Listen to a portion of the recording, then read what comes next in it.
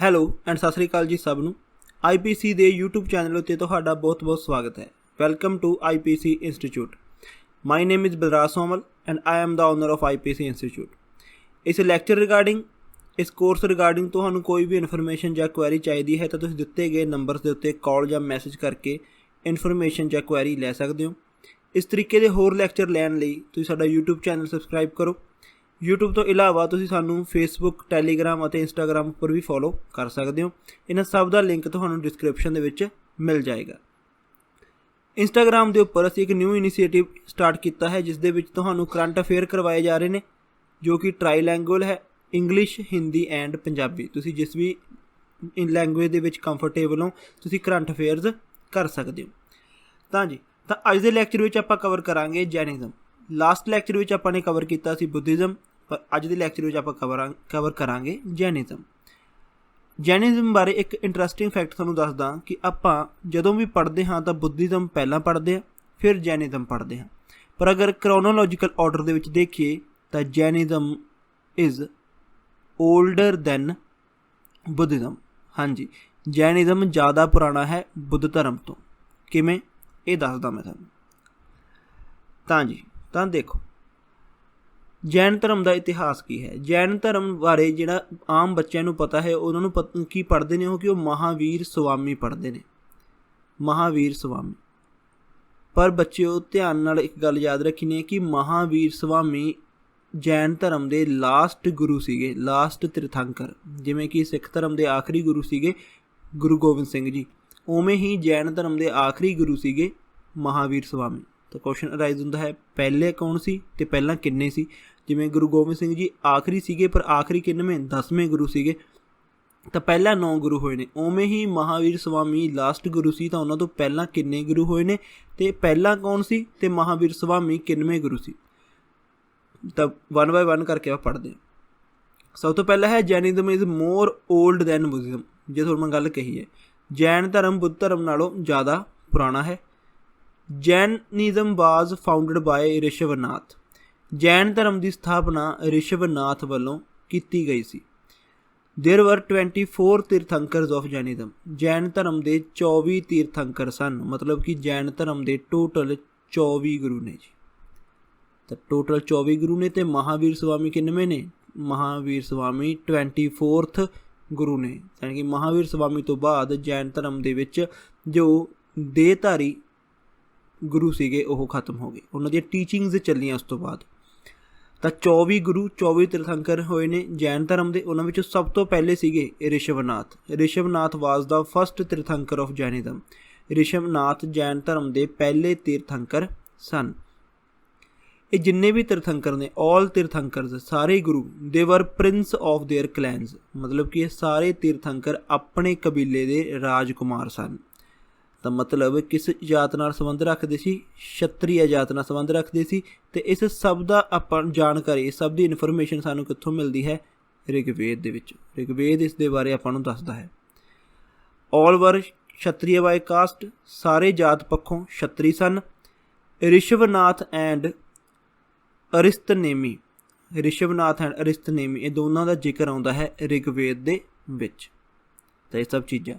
ਤਾਂ ਜੈਨ ਧਰਮ ਜ਼ਿਆਦਾ ਪੁਰਾਣਾ, ਰਿਸ਼ਵਨਾਥ ਵੱਲੋਂ ਲੱਭਿਆ ਗਿਆ। 24 ਟੋਟਲ ਗੁਰੂ ਸੀਗੇ, ਪਹਿਲੇ ਰਿਸ਼ਵਨਾਥ ਸੀਗੇ, ਸਾਰੇ ਹੀ ਰਾਜਕੁਮਾਰ, ਸਾਰੇ ਹੀ ਛਤਰੀਆ ਸੀ। ਅਤੇ ਇਹਨਾਂ ਸਭ ਦੀ ਇਨਫੋਰਮੇਸ਼ਨ ਸਾਨੂੰ ਰਿਗਵੇਦ ਦੇ ਵਿੱਚੋਂ ਮਿਲਦੀ ਹੈ। ਨੈਕਸਟ, ਜੋ ਇਹਨਾਂ ਦੇ 23rd ਤੀਰਥੰਕਰ ਸੀ ਜੈਨ ਧਰਮ ਦੇ 23ਵੇਂ ਗੁਰੂ, ਉਹਨਾਂ ਦਾ ਨਾਮ ਸੀ ਪਰਸ਼ਵਨਾਥ। ਅਤੇ ਹੀ ਵਾਜ਼ ਦਾ ਸਨ ਆਫ ਕਿੰਗ ਅਸ਼ਵਸੇਨ, ਜੋ ਕਿ ਬਨਾਰਸ ਦੇ ਰਾਜਾ ਸੀ। ਤਾਂ ਪਰਸ਼ਵਨਾਥ ਜੋ 23ਵੇਂ ਗੁਰੂ ਹੋਏ ਨੇ ਜੈਨ ਧਰਮ ਦੇ, ਇਹ ਅਸ਼ਵਸੇਨ ਦੇ ਬੇਟੇ ਸੀ ਜੋ ਕਿ ਬਨਾਰਸ ਦੇ ਰਾਜਾ ਸੀਗੇ। ਪਰਸ਼ਵਨਾਥ ਇੰਪੋਰਟੈਂਟ ਨੇ ਕਿਉਂਕਿ ਇਹਨਾਂ ਨੇ ਜੈਨ ਧਰਮ ਦੇ ਵਿੱਚ ਦਿੱਤੀਆਂ ਕੁਛ ਸਿੱਖਿਆਵਾਂ, ਕੁਛ ਟੀਚਿੰਗਸ। ਉਹ ਕਿਹੜੀਆਂ ਨੇ? ਪਹਿਲੀ ਸੀਗੀ ਨੌਨ ਇੰਜਰੀ, ਗੈਰ ਸੱਟ। ਕਿਸੇ ਨੂੰ ਵੀ ਤੁਸੀਂ ਸੱਟ ਜਾਂ ਇੰਜਰੀ ਨਹੀਂ ਕਰਨੀ। ਨੌਨ ਲਾਇੰਗ, ਗੈਰ ਝੂਠ, ਕਿਸੇ ਦੇ ਨਾਲ ਵੀ ਝੂਠ ਨਹੀਂ ਬੋਲਣਾ, ਹਮੇਸ਼ਾ ਸੱਚ ਬੋਲਣਾ। ਨੌਨ ਸਟੀਲਿੰਗ, ਕੋਈ ਵੀ ਚੀਜ਼ ਚੋਰੀ ਨਹੀਂ ਕਰਨੀ। ਨੌਨ ਪੋਜੈਸ਼ਨ, ਕਿਸੇ ਚੀਜ਼ 'ਤੇ ਕਬਜ਼ਾ ਨਹੀਂ ਕਰਨਾ। ਇਹ ਚੀਜ਼ਾਂ, ਇਹ ਸਾਰੀਆਂ 4 ਸਿੱਖਿਆਵਾਂ ਕਿਸ ਦੀਆਂ ਸੀ? ਪਰਸ਼ਵਨਾਥ ਦੀਆਂ ਸੀ। ਤਾਂ ਲਾਸਟ ਗੁਰੂ ਜੋ ਹੋਏ ਨੇ ਮਹਾਵੀਰ ਸਵਾਮੀ, ਉਹਨਾਂ ਮਹਾਵੀਰ ਸਵਾਮੀ ਨੇ ਕੀ ਕੀਤਾ? ਕਿਉਂਕਿ ਸਿੱਖਿਆਵਾਂ ਤਾਂ ਪਰਸ਼ਵਨਾਥ ਨੇ ਦਿੱਤੀਆਂ, ਤਾਂ ਉਹਨਾਂ ਨੇ ਕੀਤਾ। ਇਹ ਪੜ੍ਹਦੇ ਆ ਅੱਗੇ। ਤਾਂ ਦੇਖੋ ਇਹ ਨੇਗੇ 24 ਦੇ 24 ਤੀਰਥੰਕਰ, ਠੀਕ ਹੈ ਜੀ, ਜੋ ਜੈਨ ਧਰਮ ਦੇ ਹੋਏ ਨੇਗੇ ਸਟਾਰਟਿੰਗ ਤੋਂ ਲੈ ਕੇ ਲਾਸਟ ਤੱਕ। ਇਹਨਾਂ ਤੀਰਥੰਕਰਸ ਦੇ ਲਾਈਫ ਦੇ ਅਕੋਰਡਿੰਗ ਇਹਨਾਂ ਨੂੰ ਕੁਛ ਸਿੰਬਲ ਦਿੱਤੇ ਗਏ, ਜਿਵੇਂ ਕਿ ਰਿਸ਼ਵਨਾਥ ਜਾਂ ਉਹਨਾਂ ਨੂੰ ਆਦਿਨਾਥ ਦੇ ਨਾਮ ਨਾਲ ਵੀ ਜਾਣਿਆ ਜਾਂਦਾ। ਇਹਨਾਂ ਦਾ ਜੋ ਸਿੰਬਲ ਸੀ ਉਹ ਸੀ ਬੁੱਲ। ਅਜੀਤ ਨੱਥਾ, ਇਹਨਾਂ ਦਾ ਸਿੰਬਲ ਸੀ ਐਲੀਫੈਂਟ। ਇਸ ਤਰੀਕੇ ਨਾਲ ਤਾਂ 24 ਦੇ 24 ਦੇ ਸਿੰਬਲ ਲਿਖੇ ਨੇ। ਬਟ ਤੁਸੀਂ 24 ਦੇ 24 ਯਾਦ ਨਹੀਂ ਕਰਨੇ ਬੱਚੇ, ਤੁਸੀਂ ਸਿਰਫ ਤੇ ਪਹਿਲਾ ਕਰਨਾ ਜੋ ਰਿਸ਼ਵਨਾਥ ਜਾਂ ਆਦਿਨਾਥ ਕਿਹਾ ਜਾਂਦਾ ਉਹਨਾਂ ਦਾ, ਉਹਨੂੰ ਕਹਿੰਦੇ ਨੇ ਬੁੱਲ। ਐਂਡ 23rd ਐਂਡ 24th ਇਹ ਯਾਦ ਰੱਖਣੇ। ਪਰਸ਼ਵਨਾਥ ਦਾ ਸੀਗਾ ਸਰਪੈਂਟ, ਜਿਸ ਨੂੰ ਸੱਪ ਕਹਿੰਦੇ ਨੇ। ਮਹਾਵੀਰ ਦਾ ਸੀਗਾ ਲਵਾਇਨ, ਬੱਬਰ ਸ਼ੇਰ। ਤਾਂ ਇਹ ਤੁਸੀਂ ਯਾਦ ਰੱਖਣੇ ਨੇ। ਤਾਂ ਇਹ ਨੇਗੇ ਸਾਫ਼, ਠੀਕ ਹੈ ਜੀ। ਭਗਵਾਨ ਰਿਸ਼ਵਦੇਵ ਦਾ ਸੀਗਾ ਬੁੱਲ, ਭਗਵਾਨ ਪਰਸ਼ਵਨਾਥ ਜੀ ਦਾ ਸੀਗਾ ਸਨੇਕ, ਸਰਪੈਂਟ, ਭਗਵਾਨ ਮਹਾਵੀਰ ਸਵਾਮੀ ਜੀ ਦਾ ਸੀਗਾ ਲਵਾਇਨ। ਇਹਨਾਂ ਵਿੱਚ ਇੱਕ ਤੀਰਥੰਕਰ ਹੈ ਮਾਲੀ ਨੱਥਾ, ਇਸ ਨੂੰ ਯਾਦ ਰੱਖਿਓ, ਇਸ ਦੀ ਅੱਗੇ ਜ਼ਿਕਰ ਆਊਗਾ। ਜੋ 19ਵੇਂ ਤੀਰਥੰਕਰ ਹੋਏ ਨੇ ਮਾਲੀ ਨੱਥਾ, ਇਹਨਾਂ ਬਾਰੇ ਅੱਗੇ ਜ਼ਿਕਰ ਆਊਗਾ, ਉਹ ਮੈਂ ਤੁਹਾਨੂੰ ਦੱਸੂਗਾ। ਤਾਂ ਸਿੰਬਲ ਸਿਰਫ 3 ਯਾਦ ਰੱਖਣੇ ਨੇ, 24 ਦੇ 24 ਨਹੀਂ ਯਾਦ ਰੱਖਣੇ। ਆਪਣੇ ਯਾਦ ਜ਼ਰੂਰ ਕਰਨਾ ਇਤਿਹਾਸ, ਪਰ ਇਸ ਤਰੀਕੇ ਨਾਲ ਨਹੀਂ ਕਰਨਾ ਕਿ ਹਰ ਇੱਕ ਚੀਜ਼ ਉਹਦੇ ਵਿੱਚ ਲਿਖੀ ਹੋਈ ਪੜ੍ਹੀ ਜਾਓ, ਯਾਦ ਕਰੀ ਜਾਓ। ਸੁਣੋ ਕਹਾਣੀਆਂ, ਸੁਣੋ, ਉਹਨਾਂ ਨੂੰ ਪੜ੍ਹੋ, ਪਰ ਯਾਦ ਸਿਰਫ ਕੁਛ ਗੱਲਾਂ ਹੀ ਰੱਖਣੀਆਂ ਨੇ। ਜਿਵੇਂ ਇਸ ਦੇ ਵਿੱਚ ਸਿਰਫ ਤੇ ਸਿਰਫ ਤੁਸੀਂ ਰਿਸ਼ਵਨਾਥ, ਪਰਸ਼ਵਨਾਥ ਅਤੇ ਮਹਾਵੀਰ ਸਵਾਮੀ ਇਹਨਾਂ ਦੀਆਂ ਹੀ ਸਿੰਬਲ ਯਾਦ ਰੱਖਣੇ ਨੇ। ਤਾਂ ਹੁਣ ਪੜ੍ਹਦੇ ਹਾਂ ਵਰਧਮਾਨ ਮਹਾਵੀਰ। ਇਹ ਕੌਣ ਸੀ? Vardhaman Mahavir was the 24th and last tirthankar of Jainism. Vardhaman Mahavir Jain ਧਰਮ ਦੇ 24ਵੇਂ ਅਤੇ ਆਖਰੀ ਤੀਰਥੰਕਰ ਸਨ। ਇਹਨਾਂ ਦਾ ਜਨਮ ਹੁੰਦਾ ਹੈ ਕੁੰਦਾਗ੍ਰਾਮ, ਬਿਹਾਰ ਦੇ ਵਿੱਚ 540 BC ਦੇ ਵਿੱਚ। ਇਨ ਦਾ ਮੰਥ ਆਫ ਚੇਤ, ਜਿਸ ਨੂੰ ਚੇਤਰ ਕਹਿੰਦੇ ਨੇ। ਚੇਤ ਦੇ ਮਹੀਨੇ ਬਿਹਾਰ ਦੇ ਕੁੰਦਾਗ੍ਰਾਮ ਇਲਾਕੇ ਵਿੱਚ ਇਹਨਾਂ ਦਾ ਜਨਮ ਹੋਇਆ 540 BC ਦੇ ਵਿੱਚ। ਜਿਵੇਂ ਦੱਸਿਆ ਕਿ ਇਹ ਸਾਰੇ ਹੀ ਰਾਜਕੁਮਾਰ ਸੀ। ਤਾਂ ਅਫਕੋਰਸ ਇਹਨਾਂ ਦੇ ਪਿਤਾ ਕੀ ਸੀਗੇ? ਰਾਜੇ ਸੀ। ਤਾਂ ਇਹਨਾਂ ਦੇ ਪਿਤਾ ਦਾ ਨਾਮ ਸੀ ਸਿਧਾਰਥ। ਕਨਫਿਊਜ਼ ਨਹੀਂ ਹੋਣਾ ਕਿ ਇਹ ਕਿਤੇ ਮਹਾਤਮਾ ਬੁੱਧ ਦੇ ਬੇਟੇ ਹੋਣ। ਸਿਧਾਰਥ ਇਹ ਅਲੱਗ ਹੈ, ਮਹਾਤਮਾ ਬੁੱਧ ਸਿਧਾਰਥ ਅਲੱਗ ਸੀਗੇ। ਜਿੱਥੇ ਇੱਕ ਪਾਸੇ ਦੁਨੀਆ ਦੇ ਵਿੱਚ ਕਿਸੇ ਇਲਾਕੇ ਵਿੱਚ ਵਰਧਮਾਨ ਮਹਾਵੀਰ ਜੈਨ ਧਰਮ ਦੀਆਂ ਸਿੱਖਿਆਵਾਂ ਦੇ ਰਹੇ ਸੀ, ਤਾਂ ਉਸੇ ਹੀ ਟਾਈਮ ਦੁਨੀਆ ਦੇ ਇੱਕ ਪਾਸੇ ਮਹਾਤਮਾ ਬੁੱਧ ਧਰਮ ਦੀਆਂ ਸਿੱਖਿਆਵਾਂ ਦੇ ਰਹੇ ਸੀ। ਮਤਲਬ ਵਰਧਮਾਨ ਮਹਾਵੀਰ ਅਤੇ ਮਹਾਤਮਾ ਬੁੱਧ ਦੋਨੋਂ ਹੀ ਕੰਟੈਂਪਰੇਰੀ ਸੀ, ਦੋਨੋਂ ਹੀ ਸਮਕਾਲੀ ਸੀ। ਤਾਂ ਹੀ ਇਸ ਨੂੰ ਪੁਰਾਣਾ ਕਹਿੰਦੇ ਨੇ ਜੈਨ ਧਰਮ ਨੂੰ, ਕਿਉਂਕਿ ਜਦੋਂ ਮਹਾਤਮਾ ਬੁੱਧ ਆਏ, ਉਹਨਾਂ ਨੇ ਬੁੱਧ ਧਰਮ ਦੀ ਸ਼ੁਰੂਆਤ ਕੀਤੀ, ਉਸ ਟਾਈਮ ਤੱਕ ਜੈਨ ਧਰਮ ਦੇ ਆਖਰੀ ਗੁਰੂ ਆ ਗਏ ਸੀਗੇ। ਪਹਿਲਾਂ ਦੇ 23 ਗੁਰੂ ਹੋ ਚੁੱਕੇ ਸੀ। ਤਾਂ ਮਤਲਬ ਇੰਨਾ ਪੁਰਾਣਾ ਹੈਗਾ ਜੈਨ ਧਰਮ ਬੁੱਧ ਧਰਮ ਨਾਲੋਂ। ਤਾਂ ਮਹਾਵੀਰ ਸਵਾਮੀ ਦੇ ਪਿਤਾ ਦਾ ਨਾਮ ਸੀ ਸਿਧਾਰਥ, ਜੋ ਕਿ ਜੰਤਰਿਕਾ ਕਬੀਲੇ ਦੇ ਰਾਜੇ ਸੀਗੇ, ਮੁਖੀ ਸੀਗੇ। ਇਹਨਾਂ ਦੇ ਮਾਤਾ ਦਾ ਨਾਮ ਸੀ ਤ੍ਰਿਸ਼ਲਾ, ਜੋ ਕਿ ਲਿਸ਼ਵੀ ਰਾਜਵੰਸ਼ ਦੀ ਰਾਜਕੁਮਾਰੀ ਸੀ। ਹਿਜ਼ ਮਦਰ ਵਾਜ ਤ੍ਰਿਸ਼ਲਾ, ਪ੍ਰਿੰਸੈਸ ਆਫ ਲਿਸ਼ਵੀ ਡਾਇਨੈਸਟੀ।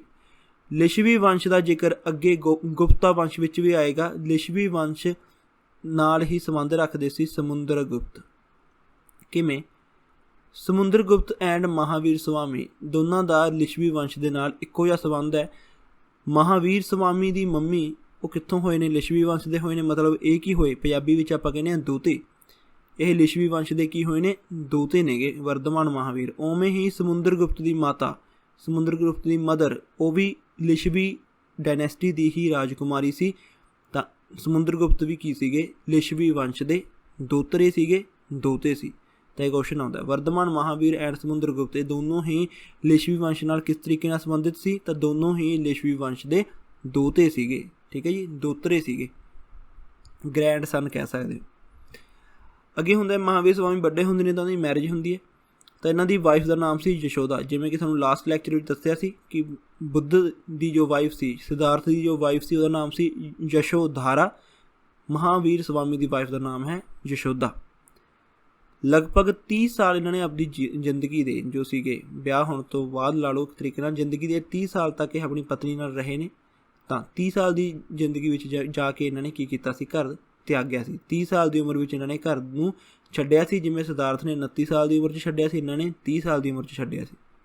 ਤਾਂ ਯਸ਼ੋਦਾ ਨਾਲ ਵਿਆਹ ਹੁੰਦਾ। ਵਿਆਹ ਤੋਂ ਬਾਅਦ 30 ਸਾਲ ਦੀ ਉਮਰ ਤੱਕ ਇਹ ਆਪਣੀ ਵਿਆਹੁਤਾ ਜ਼ਿੰਦਗੀ ਇੰਜੋਏ ਕਰਦੇ ਨੇ, ਬਤੀਤ ਕਰਦੇ ਨੇ। ਉਹਨਾਂ ਇਸ ਟਾਈਮ ਦੇ ਵਿੱਚ ਉਹਨਾਂ ਨੂੰ ਯਸ਼ੋਦਾ ਤੋਂ ਇੱਕ ਬੇਟੀ ਹੁੰਦੀ ਹੈ ਜਿਹਦਾ ਨਾਮ ਸੀ ਪ੍ਰਿਆ ਦਰਸ਼ਨਾ। ਪ੍ਰਿਆ ਦਰਸ਼ਨਾ ਮਹਾਵੀਰ ਸਵਾਮੀ ਅਤੇ ਯਸ਼ੋਦਾ ਦੀ ਬੇਟੀ ਸੀ। ਪ੍ਰਿਆ ਦਰਸ਼ਨਾ ਕਿਉਂ ਇੰਪੋਰਟੈਂਟ ਹੈ? ਕਿਉਂਕਿ ਪ੍ਰਿਆ ਦਰਸ਼ਨਾ ਦਾ ਜਿਸ ਦੇ ਨਾਲ ਵਿਆਹ ਹੋਇਆ ਜਮਾਲੀ, ਮਹਾਵੀਰ ਸਵਾਮੀ ਦਾ ਆਪਣਾ ਜਵਾਈ, ਉਹੀ ਕੀ ਬਣਿਆ, ਮਹਾਵੀਰ ਸਵਾਮੀ ਦਾ ਪਹਿਲਾ ਚੇਲਾ ਬਣਿਆ। ਤਾਂ ਮਹਾਵੀਰ ਸਵਾਮੀ ਦਾ ਪਹਿਲਾ ਚੇਲਾ ਉਹਨਾਂ ਦਾ ਜਵਾਈ ਸੀ ਜਿਸ ਦਾ ਨਾਮ ਜਮਾਲੀ ਸੀ। ਤਾਂ ਕਰਕੇ ਤਾਂ ਪ੍ਰਿਆ ਦਰਸ਼ਨਾ ਇਸ ਕਰਕੇ ਇੰਪੋਰਟੈਂਟ ਹੈ ਕਿਉਂਕਿ ਉਸਦੇ ਹਸਬੈਂਡ ਜਮਾਲੀ ਹੀ ਮਹਾਵੀਰ ਸਵਾਮੀ ਦੇ ਪਹਿਲੇ ਚੇਲੇ, ਫਸਟ ਡਿਸਿਪਲ ਬਣੇ ਸੀਗੇ। ਤਾਂ ਇਹਨਾਂ ਦੀ ਮੈਰਿਜ ਯਸ਼ੋਦਾ ਨਾਲ ਹੁੰਦੀ ਹੈ। ਯਾਦ ਰੱਖਣਾ, ਵਾਰ-ਵਾਰ ਕਹਿ ਰਿਹਾ, ਯਸ਼ੋਦਾ ਯਸ਼ੋਧਾਰਾ ਸਿਧਾਰਥ ਮਹਾਤਮਾ ਬੁੱਧ ਦੀ ਵਾਈਫ ਸੀ, ਯਸ਼ੋਦਾ ਮਹਾਵੀਰ ਸਵਾਮੀ ਦੀ ਵਾਈਫ ਹੈ। 30 ਸਾਲ ਦੀ ਉਮਰ ਤੱਕ ਇਹ ਵਿਆਹੁਤਾ ਜੀਵਨ ਵਿੱਚ ਰਹਿੰਦੇ ਨੇ। ਉਸ ਤੋਂ ਬਾਅਦ ਉਹਨਾਂ ਨੂੰ ਇੱਕ ਬੇਟੀ ਹੁੰਦੀ ਹੈ ਪ੍ਰਿਆ ਦਰਸ਼ਨਾ। ਉਸਦਾ ਹਸਬੈਂਡ ਜਮਾਲੀ ਹੀ ਮਹਾਵੀਰ ਸਵਾਮੀ ਦਾ ਪਹਿਲਾ ਸ਼ਿਸ਼ਯ ਬਣਿਆ, ਪਹਿਲਾ ਚੇਲਾ ਬਣਿਆ। ਉਸ ਤੋਂ ਬਾਅਦ ਆਉਂਦਾ ਹੈ ਰੈਨੋਨੀਸੈਂਸ਼ਨ, ਮਹਾਵੀਰ ਸਵਾਮੀ ਦਾ ਘਰ ਤਿਆਗਣਾ। 30 ਸਾਲ ਦੀ ਉਮਰ ਵਿੱਚ ਮਹਾਵੀਰ ਸਵਾਮੀ ਘਰ ਛੱਡ ਦਿੰਦੇ ਨੇ ਆਪਣੀ ਮਾਤਾ ਪਿਤਾ ਦੀ ਮੌਤ ਤੋਂ ਬਾਅਦ, ਕਿਉਂਕਿ ਇਹਨਾਂ ਨੇ ਆਪਣੇ ਮਾਤਾ ਪਿਤਾ ਨਾਲ ਵਚਨ ਦਿੱਤਾ ਸੀ, ਵਾਅਦਾ ਕੀਤਾ ਸੀ, ਕਿਉਂਕਿ ਛੋਟੀ ਉਮਰ ਵਿੱਚ ਹੀ ਘਰ ਛੱਡ ਕੇ ਜਾਣਾ ਚਾਹੁੰਦੇ ਸੀਗੇ, ਠੀਕ ਹੈ, ਸਾਧੂ ਬਣਨਾ ਚਾਹੁੰਦੇ ਸੀ। ਪਰ ਕਿਉਂਕਿ ਇਹਨਾਂ ਦੇ ਮਾਤਾ ਪਿਤਾ ਕਿਸ ਧਰਮ ਨੂੰ ਜ਼ਿਆਦਾ ਵਿਸ਼ਵਾਸ ਕਰਦੇ ਸੀ, ਇਹਦੇ ਮਾਤਾ ਪਿਤਾ ਵੀ ਸ਼ੁਰੂ ਤੋਂ ਹੀ ਜੈਨਿਜ਼ਮ ਧਰਮ ਦੇ ਵਿੱਚ, ਜੈਨ ਧਰਮ ਦੇ ਨਾਲ ਬੰਦੇ ਹੋਏ ਸੀ। ਜੈਨ ਧਰਮ ਵਿੱਚ ਮਾਨਤਾ ਸੀਗੀ ਇਹਨਾਂ ਦੇ ਮਾਤਾ ਪਿਤਾ ਦੀ। ਤਾਂ ਹੀ ਦੱਸਿਆ ਕਿ ਜੈਨ ਧਰਮ ਬਹੁਤ ਪੁਰਾਣਾ। ਜੈਨ ਧਰਮ ਵਿੱਚ ਮਾਨਤਾ ਹੋਣ ਕਰਕੇ ਇਹਨਾਂ ਨੂੰ ਜੋ ਬੇਟਾ ਪੈਦਾ ਹੋਇਆ ਉਹ ਵੀ ਅੱਗੇ ਐਸੀ ਬਿਰਤੀ ਵਾਲਾ ਹੀ ਸੀ, ਐਸੀ ਸੋਚ ਵਾਲਾ ਹੀ ਸੀਗਾ ਜੋ ਰਾਜ ਕਰਨ ਦੀ ਜਗ੍ਹਾ 'ਤੇ ਲੋਕਾਂ ਵਿੱਚ ਗਿਆਨ ਪਹੁੰਚਾਉਣਾ ਚਾਹੁੰਦਾ ਸੀ। ਤਾਂ ਪਰ ਮਾਂ-ਬਾਪ ਨੇ ਅਫਕੋਰਸ, ਮਾਂ ਅਤੇ ਪਿਓ ਦਾ ਦਿਲ ਸੀ, ਤਾਂ ਕਰਕੇ ਉਹਨਾਂ ਨੇ ਆਪਣੇ ਬੇਟੇ ਨੂੰ ਆਪਦੇ ਜ਼ਿੰਦਾ ਰਹਿਣ ਤੱਕ ਆਗਿਆ ਨਹੀਂ ਦਿੱਤੀ ਕਿ ਤੂੰ ਚਲਾ ਜਾਈਂ, ਪਰ ਜਦੋਂ ਅਸੀਂ ਇਸ ਦੁਨੀਆ ਤੋਂ ਚਲੇ ਗਏ। ਤਾਂ ਆਪਣੇ ਮਾਤਾ ਪਿਤਾ ਨਾਲ ਵਾਅਦਾ ਕਰਕੇ ਇਹ ਉਦੋਂ ਤੱਕ ਆਪਣੇ ਗ੍ਰਸਤ ਜੀਵਨ ਵਿੱਚ ਆਪਣੀ ਇੱਕ ਨੋਰਮਲ ਲਾਈਫ ਜਿਉਂਦੇ ਰਹੇ ਜਦੋਂ ਤੱਕ ਇਹਨਾਂ ਦੇ ਪੇਰੈਂਟਸ ਦੀ ਡੈਥ ਨਹੀਂ ਹੁੰਦੀ। ਆਪਣੇ ਪੇਰੈਂਟਸ ਦੀ ਡੈਥ ਤੋਂ ਬਾਅਦ ਆਪਦੇ ਵਾਅਦੇ ਅਕੋਰਡਿੰਗ ਇਹ ਕੀ ਬਣ ਜਾਂਦੇ ਨੇ, ਸੰਨਿਆਸੀ ਬਣ ਜਾਂਦੇ ਨੇ। ਸੰਨਿਆਸੀ ਬਣਨ ਤੋਂ ਪਹਿਲਾਂ ਇਹ ਆਪਣੇ ਬ੍ਰਦਰ ਨੰਦੀਵਰਧਨ ਤੋਂ ਆਗਿਆ ਲੈਂਦੇ ਨੇ ਘਰ ਛੱਡਣ ਦੀ। ਇਹ ਕੁਐਸਚਨ ਆਉਂਦਾ ਕਿਉਂਕਿ ਮਹਾਵੀਰ ਸਵਾਮੀ ਆਪਦੇ ਮਾਤਾ ਪਿਤਾ ਦੀ ਡੈਥ ਤੋਂ ਬਾਅਦ ਹੀ ਘਰ ਛੱਡਣਾ ਚਾਹੁੰਦੇ ਨੇ, ਪਰ ਉਹ ਦੇਖਦੇ ਨੇ ਕਿ ਅਗਰ ਉਹ ਹੁਣੀ ਘਰ ਛੱਡ ਕੇ ਚਲੇ ਗਏ ਤਾਂ ਉਹਨਾਂ ਦੇ ਬ੍ਰਦਰ ਨੰਦੀਵਰਧਨ ਤੋਂ ਇਹ ਦੁੱਖ ਨਹੀਂ ਸਹਾਰਿਆ ਜਾਊ, ਕਿਉਂਕਿ ਇੱਕ ਤਾਂ ਉਹਨਾਂ ਦੇ ਮਾਤਾ ਪਿਤਾ ਦੀ ਡੈਥ ਹੋ ਗਈ, ਉੱਤੋਂ ਉਹਨਾਂ ਦਾ ਭਰਾ ਵੀ ਛੱਡ ਕੇ ਚਲਾ ਗਿਆ, ਤਾਂ ਉਹ ਨਹੀਂ ਸੰਭਲ ਪਾਉਣਗੇ। ਇਸ ਕਰਕੇ ਆਪਣੇ ਮਾਤਾ ਪਿਤਾ ਦੀ ਡੈਥ ਤੋਂ ਕੁਛ ਸਾਲ ਤੱਕ ਇੱਕ ਹੀ ਰਹੇ, ਉਵੇਂ ਹੀ ਪਰਿਵਾਰ 'ਚ ਰਹਿੰਦੇ ਰਹੇ। ਪਰ ਬਾਅਦ ਵਿੱਚ ਜਦੋਂ ਇਹਨਾਂ ਤੋਂ ਹੁਣ ਸਹਾਰਿਆ ਨਹੀਂ ਗਿਆ, ਹੁਣ ਉਹਨਾਂ ਨੂੰ ਜਾਣਦਾ ਹੋਇਆ ਕਿ ਹੁਣ ਮੈਨੂੰ ਜਾਣਾ ਚਾਹੀਦਾ, ਤਾਂ ਉਹ ਆਪਣੇ ਬ੍ਰਦਰ ਨੰਦੀਵਰਧਨ ਤੋਂ ਕੀ ਲੈ ਕੇ ਗਏ, ਪਰਮਿਸ਼ਨ ਲੈ ਕੇ ਕਿ ਹੁਣ ਮੈਂ ਸੰਨਿਆਸੀ ਬਣਨਾ ਚਾਹੁੰਦਾ, ਮੈਂ ਘਰ ਛੱਡ ਕੇ ਜਾਣਾ ਚਾਹੁੰਦਾ, ਤਾਂ ਤੁਸੀਂ ਅਗਰ ਮੈਨੂੰ ਆਗਿਆ ਦਿਓ ਤਾਂ ਮੈਂ ਚਲਾ ਜਾਵਾਂ। ਤਾਂ ਆਪਣੇ ਬ੍ਰਦਰ ਨੰਦੀਵਰਧਨ ਤੋਂ ਆਗਿਆ ਲੈ ਕੇ ਮਹਾਵੀਰ ਸਵਾਮੀ ਨੇ ਘਰ ਛੱਡਿਆ। ਘਰ ਛੱਡਣ ਤੋਂ ਬਾਅਦ 13 ਸਾਲ ਗਿਆਨ ਦੀ ਖੋਜ ਦੇ ਵਿੱਚ ਮਹਾਵੀਰ ਸਵਾਮੀ ਇੱਧਰ ਉੱਧਰ ਭਟਕਦੇ ਰਹੇ। ਤਾਂ 30 ਸਾਲ ਦੀ ਉਮਰ ਵਿੱਚ ਘਰ ਛੱਡਿਆ, ਤਾਂ ਗਿਆਨ ਦੀ ਪ੍ਰਾਪਤੀ ਕਦੋਂ ਹੋਈ? 13 ਸਾਲਾਂ ਬਾਅਦ 43 ਸਾਲ ਦੀ ਉਮਰ ਦੇ ਵਿੱਚ। ਤਾਂ ਮਹਾਵੀਰ ਸਵਾਮੀ ਜੀ ਨੂੰ ਗਿਆਨ ਦੀ ਪ੍ਰਾਪਤੀ ਕਦੋਂ ਹੋਈ? ਤਾਂ 43 ਸਾਲ ਦੀ ਉਮਰ ਵਿੱਚ ਮਹਾਵੀਰ ਸਵਾਮੀ ਜੀ ਨੂੰ ਗਿਆਨ ਦੀ ਪ੍ਰਾਪਤੀ ਹੋਈ।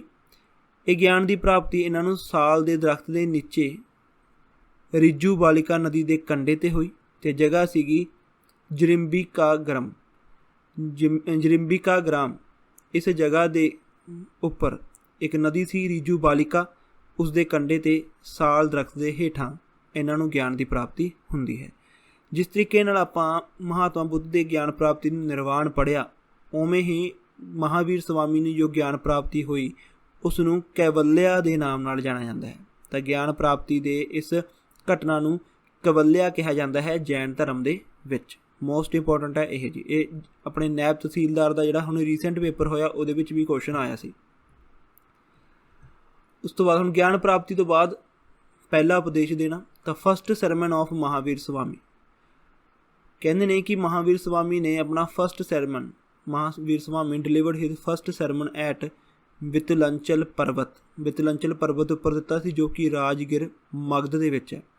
ਤਾਂ ਮਹਾਵੀਰ ਸਵਾਮੀ ਨੇ ਰਾਜਗਿਰ ਮਗਧ ਵਿੱਚ ਵਿਤਲਾਂਚਲ ਪਰਬਤ ਵਿਖੇ ਆਪਣਾ ਪਹਿਲਾ ਉਪਦੇਸ਼ ਦਿੱਤਾ।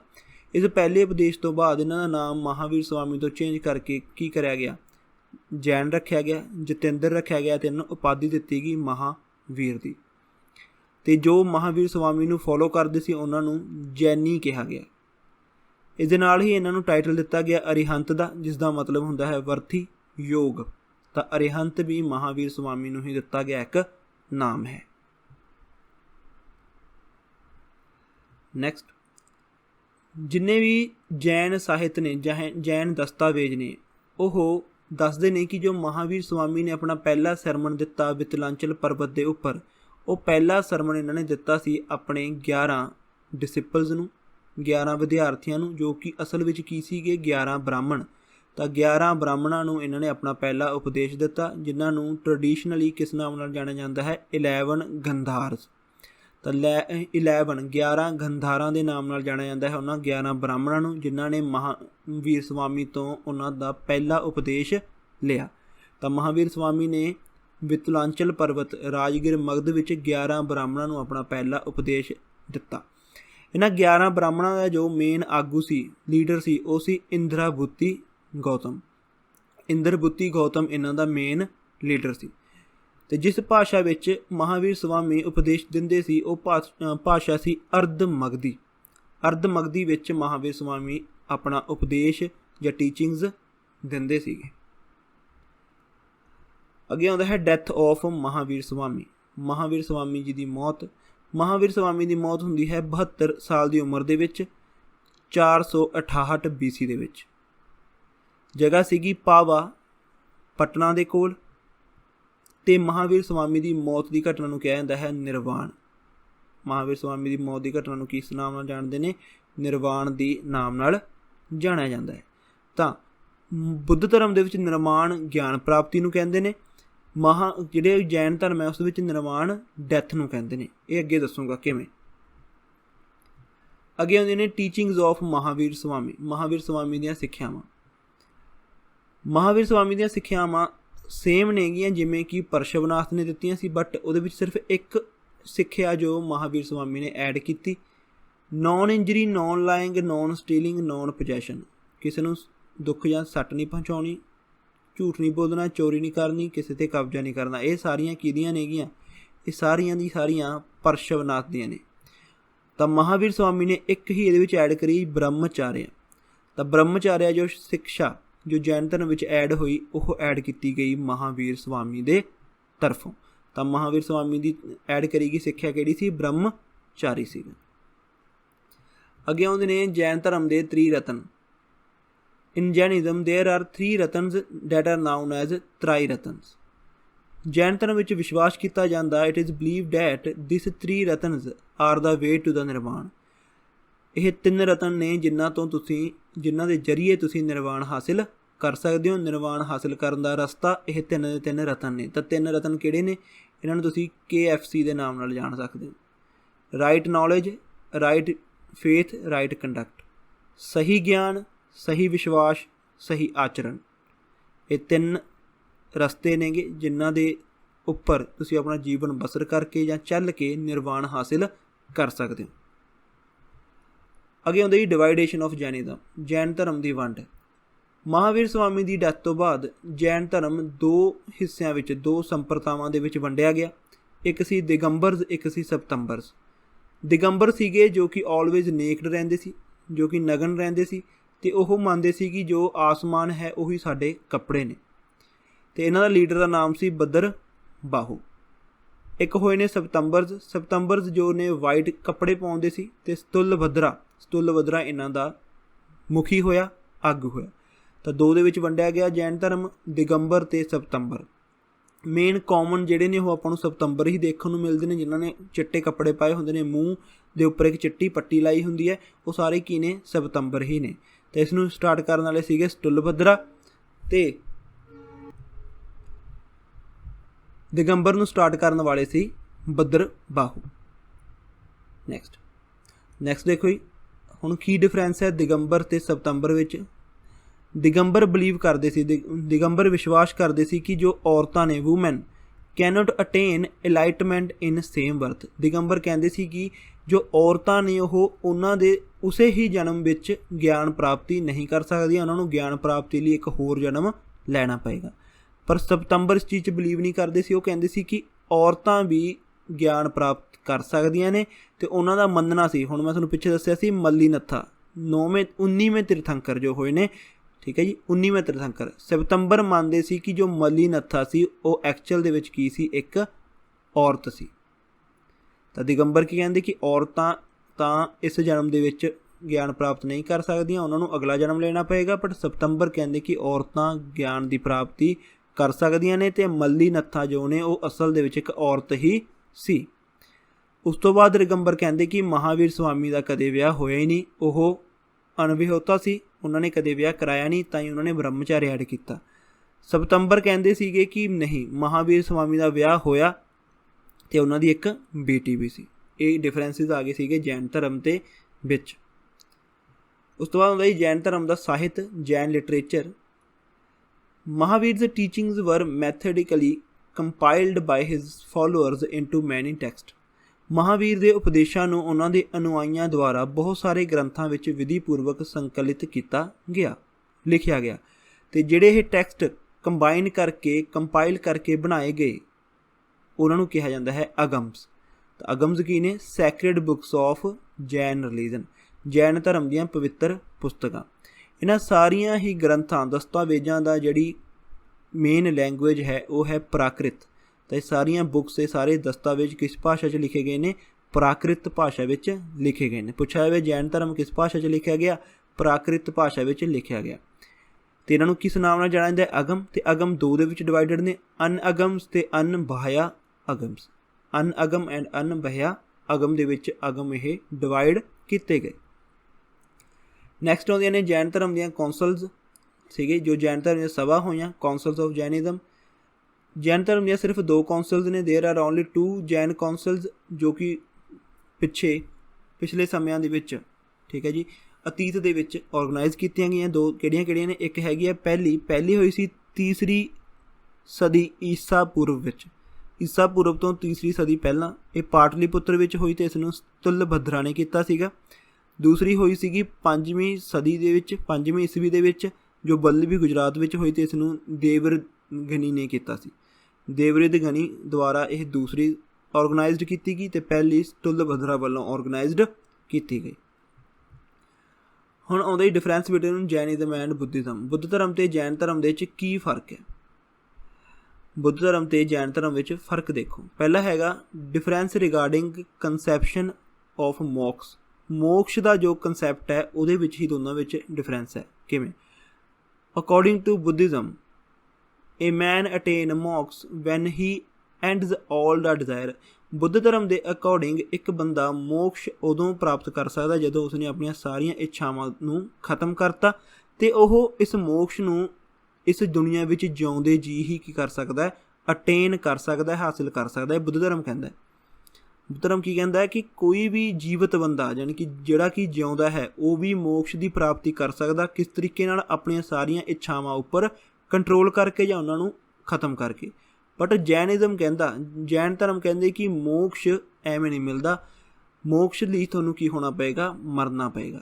ਮੋਕਸ਼ ਤੁਹਾਨੂੰ ਤੁਹਾਡੀਆਂ ਸਾਰੀਆਂ ਦੁੱਖ ਤਕਲੀਫਾਂ ਤੋਂ ਆਜ਼ਾਦੀ ਪ੍ਰਾਪਤ ਕਰਾਉਂਦਾ, ਅਤੇ ਇਹ ਦੁੱਖ ਤਕਲੀਫਾਂ ਤੋਂ ਆਜ਼ਾਦੀ ਤੁਹਾਨੂੰ ਮਰਨ ਤੋਂ ਬਾਅਦ ਹੀ ਪ੍ਰਾਪਤ ਹੋਏਗੀ।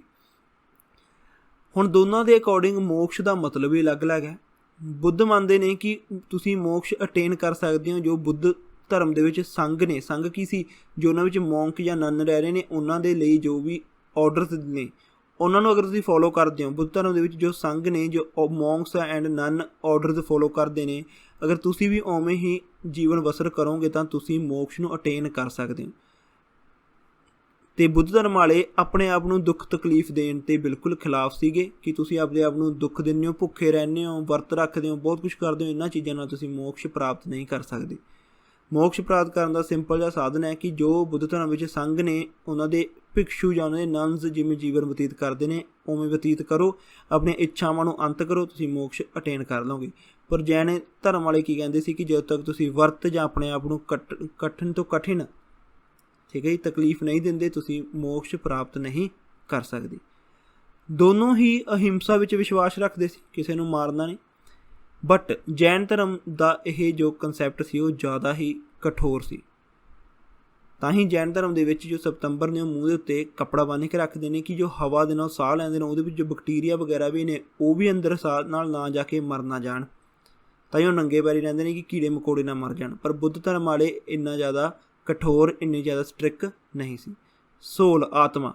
ਬੁੱਧ ਧਰਮ ਨੇ ਕਦੇ ਵੀ ਆਤਮਾ ਵਿੱਚ ਵਿਸ਼ਵਾਸ ਨਹੀਂ ਕੀਤਾ। ਉਹ ਕਹਿੰਦੇ ਆਤਮਾ ਵਰਗੀ ਕੋਈ ਚੀਜ਼ ਨਹੀਂ ਹੁੰਦੀ, ਅਤੇ ਨਾ ਹੀ ਇਹ ਵਿਸ਼ਵਾਸ ਕਰਦੇ ਨੇ ਆਤਮਾ ਦਾ ਇੱਕ ਸਰੀਰ ਛੱਡ ਕੇ ਅਗਲੇ ਜਨਮ ਵਿੱਚ ਜਾਣਾ, ਠੀਕ ਹੈ ਜੀ, ਅਗਲਾ ਜਨਮ ਲੈਣਾ। ਇਹਨਾਂ ਚੀਜ਼ਾਂ ਵਿੱਚ ਬੁੱਧ ਧਰਮ ਵਿਸ਼ਵਾਸ ਨਹੀਂ ਕਰਦਾ।